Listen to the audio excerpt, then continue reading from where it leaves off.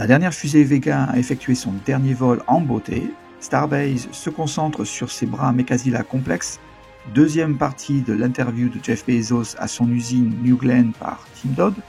De nouvelles briques pour une base lunaire et les lancements de la semaine. Bienvenue dans votre épisode d'Espace News avec moi, Christophe Paget.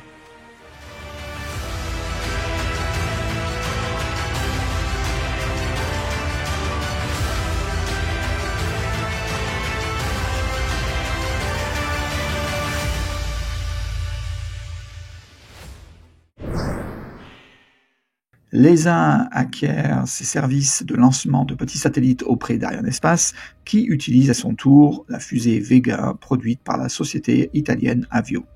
Vega mesure 30 mètres de hauteur et pèse 137 tonnes au décollage et dispose de 3 étages propulsés à ergol solide et d'un 4e étage à ergol liquide.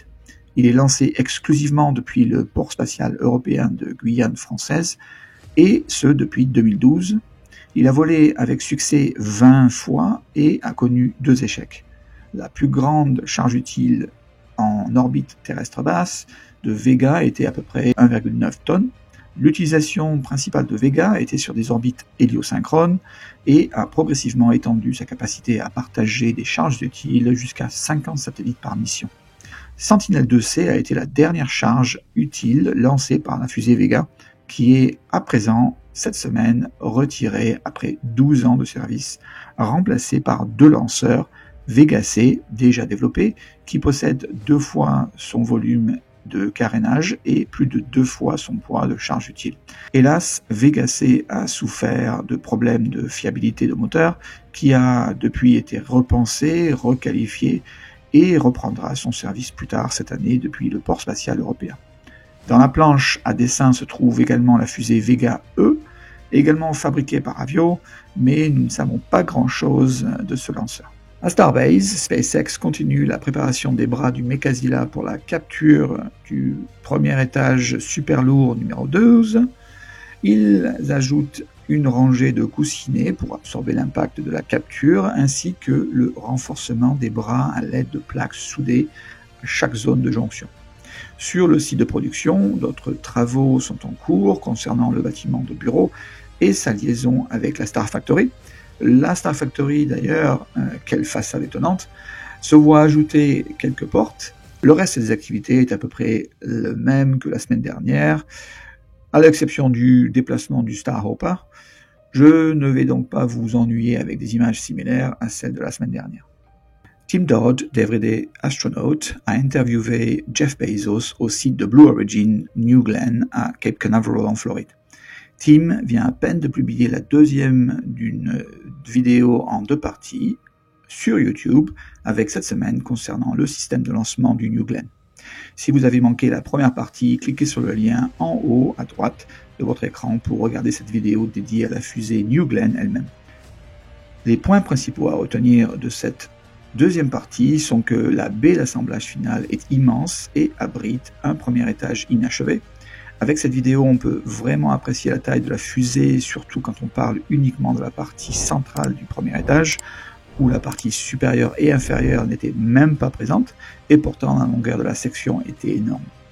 Jeff a expliqué que les ailerons que vous voyez de chaque côté du booster sont dotés d'un tissu de protection thermique qui ne nécessite aucun entretien et est entièrement réutilisable. Peut-être qu'Elon pourrait s'en inspirer pour son Starship. Il a expliqué également que l'aileron est principalement nécessaire à l'atterrissage où il agit comme un aérofrein et que son poids est donc inférieur au carburant équivalent nécessaire pour réduire la vitesse du premier étage. Il est également bénéfique pour l'ascension en procurant une petite portance, réduisant encore la consommation de carburant. Il a donné une petite explication sur la raison pour laquelle le réservoir d'oxygène se trouve au bas de la fusée, tandis que le gaz naturel liquéfié est placé en haut afin de minimiser le poids structurel de la fusée et afin d'aider son système de guidage en maintenant son centre de gravité aussi bas que possible. Il a également montré qu'il était familier avec la conception de fusées et a expliqué certains défis rencontrés lors de la conception du New Glenn. La visite s'est ensuite poursuivie avec la baie d'intégration, encore plus grande et plus haute, où l'on pouvait voir du matériel pour le vol inaugural. Jeff a expliqué que le transporteur érecteur est dimensionné pour garantir qu'aucune charge n'est transférée à la fusée pendant le transport et la translation de la position horizontale vers la position verticale. C'est une véritable bête de plateforme. Le pas est également relativement complexe, comme on le voit à Starbase, et Jeff prévoit d'avoir un deuxième pad pour augmenter la cadence de vol, mais aussi pour s'assurer de ne jamais être cloué au sol au cas où un pad est endommagé. Il prévoit à l'avenir de qualifier sa fusée pour lancement d'équipage depuis cette plateforme LC-36. Le vol inaugural du New Glenn est attendu le mois prochain d'après Jeff. Rassurez-vous, je couvrirai ce lancement sur cette chaîne. Je recommande d'ailleurs vivement de regarder l'interview complète de Jeff par Tim Dodd. Le lien se trouve en bas dans la section de description. Comme vous le savez peut-être, le premier étage du SpaceX 9 a subi un incident lors de son atterrissage sur un drone ship la semaine dernière, ce qui a conduit la FAA à demander une enquête avant de reprendre le vol. À la manière de SpaceX, cela n'a pris que 2 jours pour obtenir la licence de vol de la FAA, juste le temps d'envoyer des drone ships en mer, et voilà, le 31 août, 2 autres lancements de SpaceX Falcon 9 ont eu lieu. Le premier depuis la Floride, avec une mission Starlink Group 8-10. Le premier étage a atterri sur un drone ship lors de son 18e vol. Le second lancement était également une mission Starlink Group 9-5 en provenance de Californie. Le premier étage a volé pour la 9e fois et a atterri sur un drone ship. Les 2 atterrissages des premiers étages se sont déroulés sans problème. J'espère que nous découvrirons ce qui n'a pas fonctionné la semaine dernière lors du 23e atterrissage du premier étage B1062. Le 3 septembre, CASC a lancé une longue marche 4B depuis la Chine pour sa mission Yogan 4302. Le lendemain, nous avons assisté à 2 lancements. Cela a commencé avec Arianespace et son tout dernier lancement de sa fusée Vega pour sa mission Sentinel-2C depuis la Guyane. Plus tard, SpaceX a lancé une Falcon 9 depuis la Floride pour sa mission Starlink Group 8-11. Le premier étage a atterri pour la 15e fois sur un drone ship. Et le dernier lancement de la semaine a eu lieu le 5 septembre avec une fusée CASC Long March 6 depuis la Chine pour sa mission Gili Constellation Group 3. En résumé, du 1er janvier au 5 septembre 2024, 162 fusées ont été lancées avec succès. Sur ce total, 103 provenaient d'une entreprise ou d'une institution américaine, 38 d'une entreprise ou institution chinoise et 3 d'une entreprise ou institution européenne.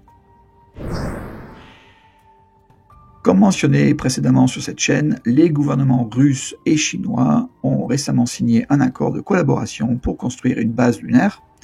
Dans cette récente émission télévisée chinoise de CCTV, ils ont montré des briques fabriquées avec du sol lunaire simulé afin de construire une base lunaire avec l'utilisation de matières premières disponibles sur place.